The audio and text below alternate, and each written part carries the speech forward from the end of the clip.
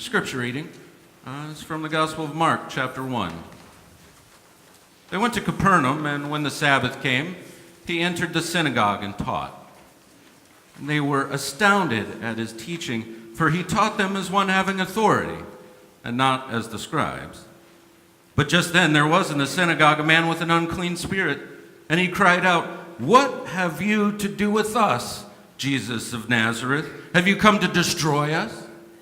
I know who you are, the Holy One of God." But Jesus rebuked him, saying, "Be silent and come out of him." And the unclean spirit, convulsing him and crying with a loud voice, came out of him. And they were all amazed. And they kept on asking one another, "What is this? A new teaching? With authority he commands even the unclean spirits, and they obey him." At once his fame began to spread throughout the surrounding region of Galilee. The word of God for a people of God. Thanks be to God.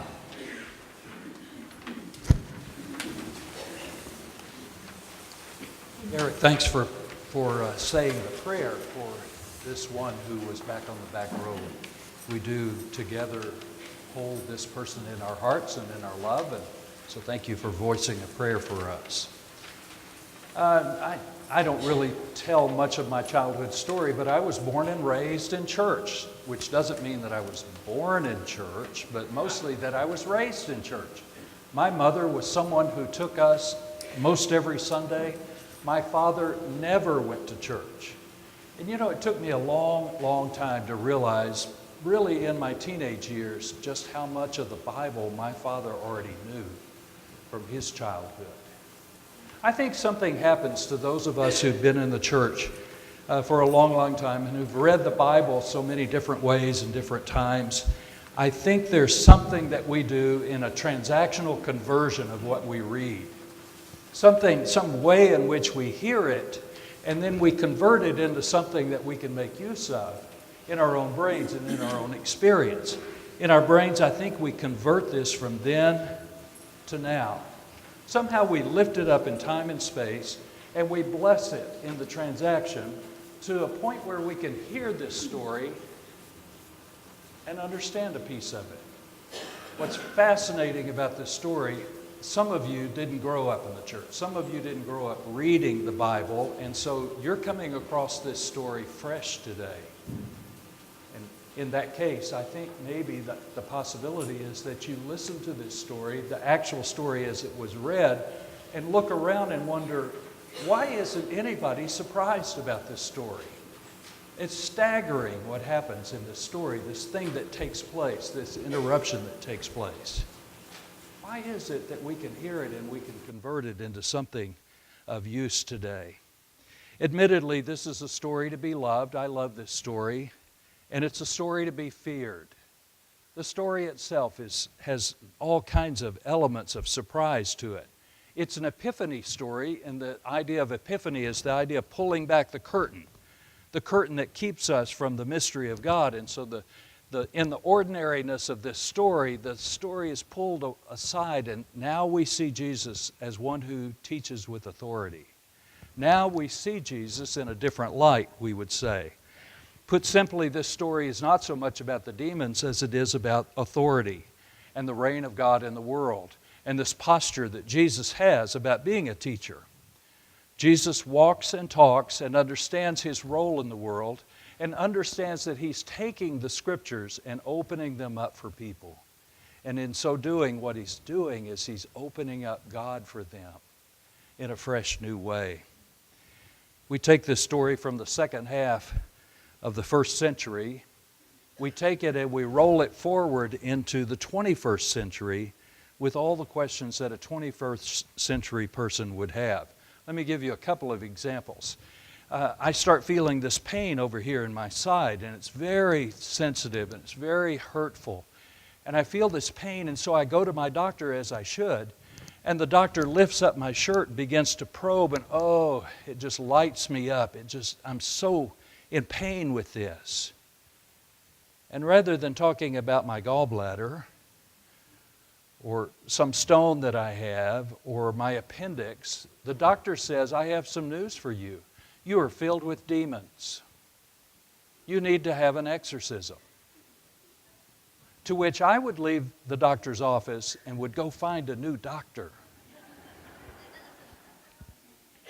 Or maybe you call me up and you want to have an appointment with me and you want to discuss issues that you're dealing with, these strong feelings of maybe depression or anxiety. Those aren't the same thing, but they are elements of different experiences. And rather than me beginning the conversation saying, oh, by the way, when was the last time you went to see your doctor? Therapist will have a concern about the physical body of the one who's bringing in important issues, with the curiosity that those might be somehow related in one kind or another. We think about medically related concerns first as a starting point. In the matter of depression, we might even listen to the one who's speaking and begin to wonder, I wonder how they think or feel about taking their own life. Do they have such a level of despair that they're so depressed that they think about taking their life? We begin thinking about that as a baseline, as a place to start. And instead of me going to those two realms of knowledge, maybe I turn to you and I say, you know, really what you have are unclean spirits and you need an exorcism immediately. And you in the 21st century will begin to look for a new church and a new pastor. I think it's important that we let the first century be just that, a pre-scientific era when the relationship between cause and effect had very other tools by which we understood such things. But this story is not really about demons. I think that's an after effect of this story, because clearly what Mark is telling us is that it's about authority.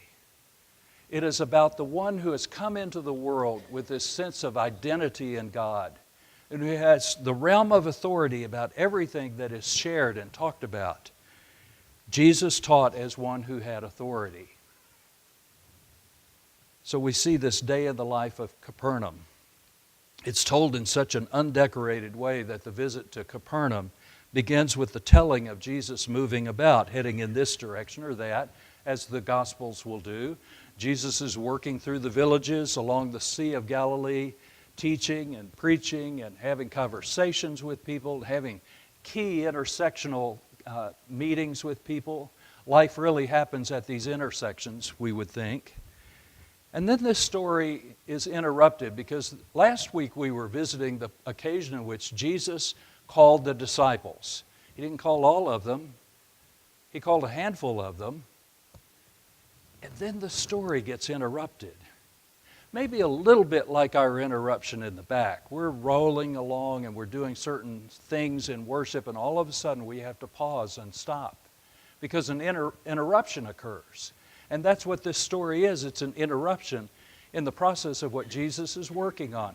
Jesus is looking out upon the realm of people that he can see, and he's reaching out to specific people, and he's tapping them on the shoulder and saying to them, why don't you come and follow me? I'll make you fishers of people. What an intriguing offer to offer that. But then this story is split. It's interrupted by this thing that happens in the synagogue. You can go today and you can sit in that synagogue, or at least the ruins of it. You can see the place. You can see the proximity of the synagogue to the Sea of Galilee and the little village that lived there, people who had all kinds of reasons to live in Capernaum. And this story has a location to it. And once you see this pattern in Mark of this story that's moving along and then this abrupt interruption and then the story resumes, once you see that pattern, you see it in other places in Mark because Mark tells a story in such a way. In fact, it's interesting that when you see the interruption, you think, oh, this is like life happening. And yet there's purpose to it.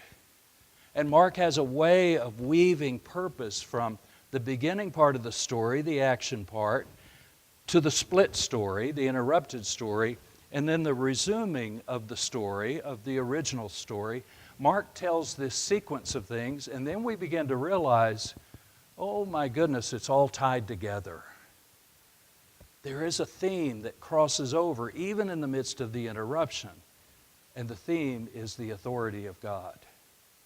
Jesus has been walking around and encountering people and tapping a few on the shoulder and saying, "Would you come and follow me?" And they say yes. And then the interruption comes, and it's all about the authority of God. It's all about the way in which God is at work in our daily lives. We go through these stories and recognize them in Mark as a part of the beauty of the way that he tells the story. This day in the life of Jesus, a day in the life in Capernaum would be this particular story. And it's important to the story that we understand this essential fact. Jesus was a teacher. He envisions himself of being a teacher who has authority. I think ministers have had a come and go effect with this of not seeing themselves as educators. I have a notion inside of me, a vision that I would say, a part of my calling is to think of in terms of education. How do we educate people in the faith? That's a concern I have. Jesus had this. He built his ministry around this fact, that he understood this role, and he accepted it. He understood it and accepted it, that he was one who taught with authority. And then the footnote in Mark is, unlike the scribes. So he's compared to the scribes that most of the people had encounters with, who didn't teach with authority. And now this one walks onto the scene and becomes someone who teaches with authority.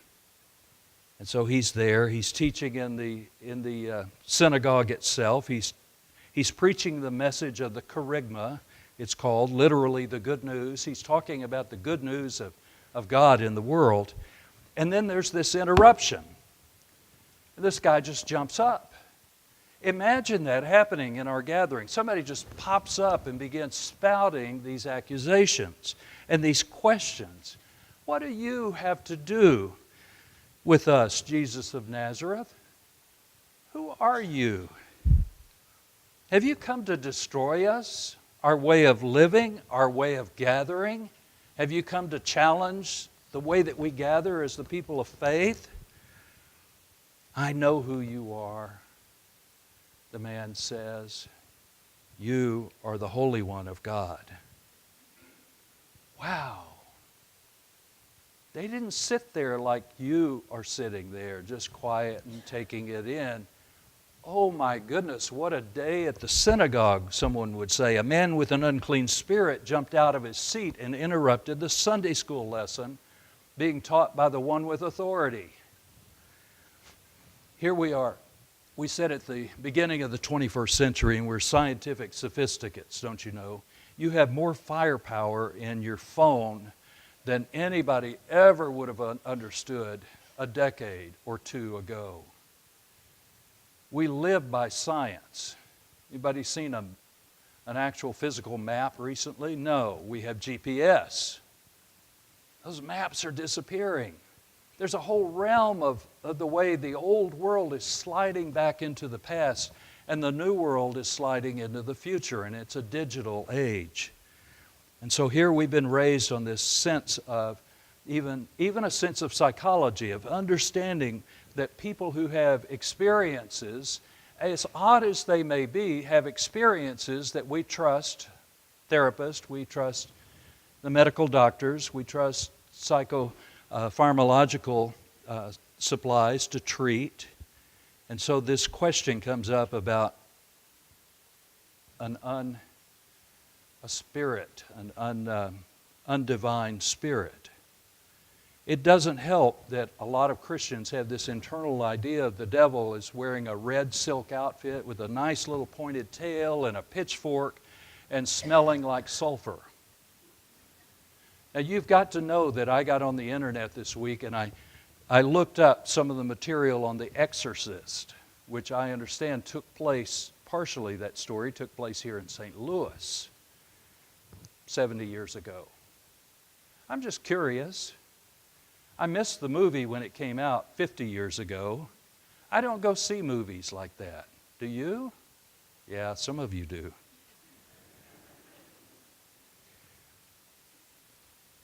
We approach things with our minds. And this story begins to hint at something that's more primitive than that. And we don't quite know what to do about it.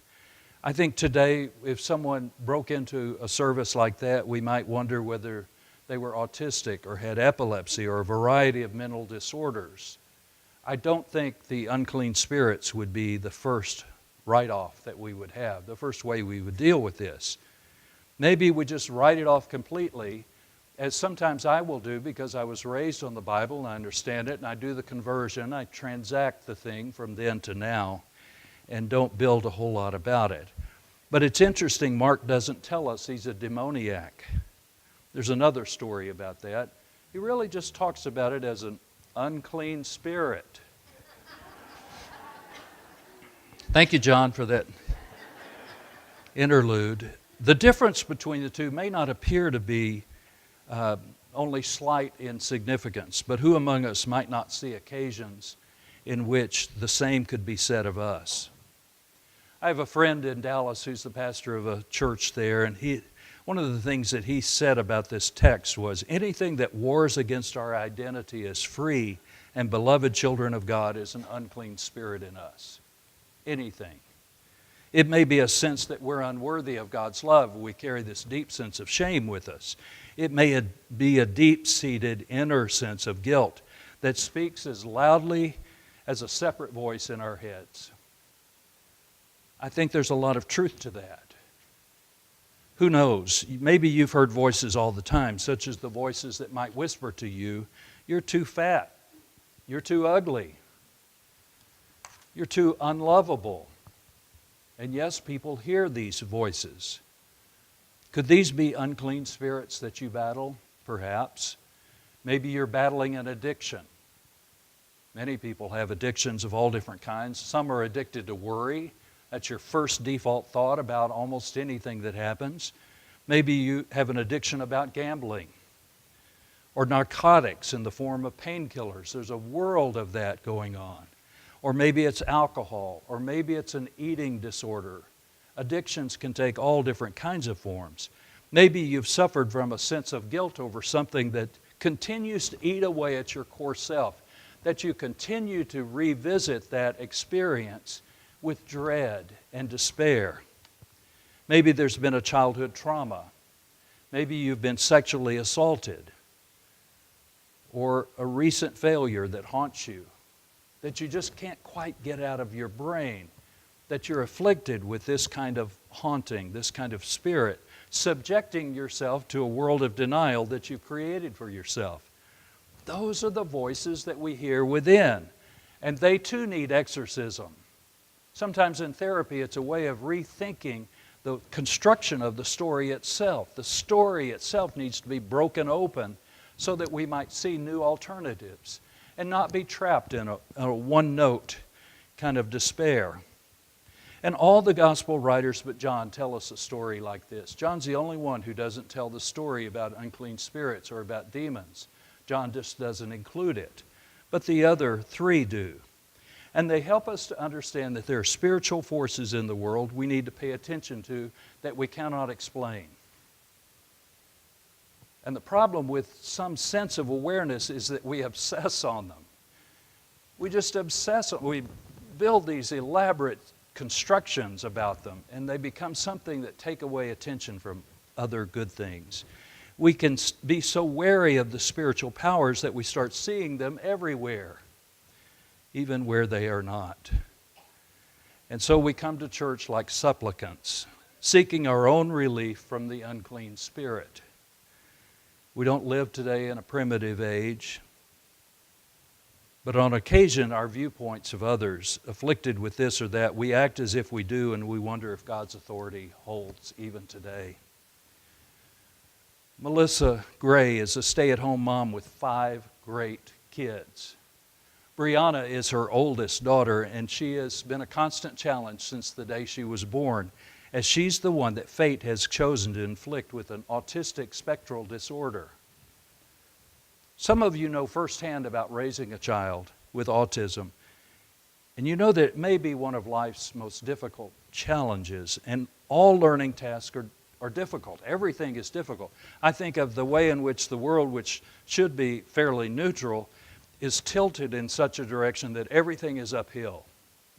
Every little thing is hard fought and hard won.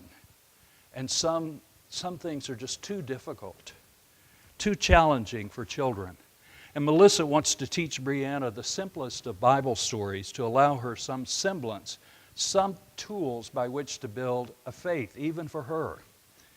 And she hasn't been able to because she thought Brianna couldn't learn from her. And Brianna couldn't even stand still for just a few minutes.